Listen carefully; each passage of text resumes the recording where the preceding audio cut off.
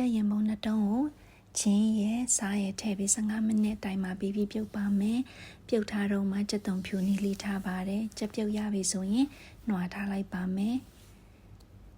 စီထည့်ပြီးတော့ကြက်သွန်ဖြူနီလေးထားတာလေးရဲ့အယောင်တင်မှုန့်ငရုတ်သီးမှုန့်လေးထည့်ပြီးတော့စီတက်ပါမယ်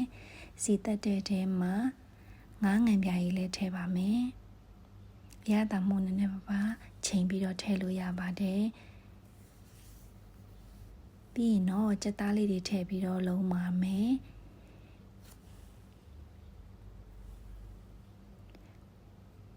ရေနွေးလေးထည့်ပြီးတော့15မိနစ်လောက်ထပ်ပြီးတော့ပြုတ်ရပါမယ်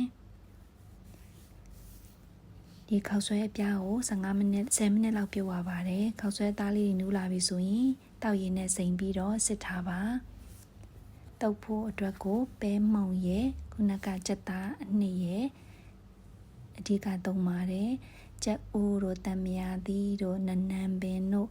အဲ့ဒါတွေကတော့မိမိလိုသလိုထည့်ပါငရုတ်သီးမုံကြရင်လည်းအဆက်ကြရင်ငရုတ်သီးမုံထည့်ပါဟင်းရည်အတွက်ကတော့ချင်းရယ်ကြက်သွန်မိတ်ရယ်ထည့်ပြီးတော့ပြုတ်လိုက်ပါတယ်ရတာရှိတဲ့နံပြတုပ်လေးသုံးဆောင်ကြပါ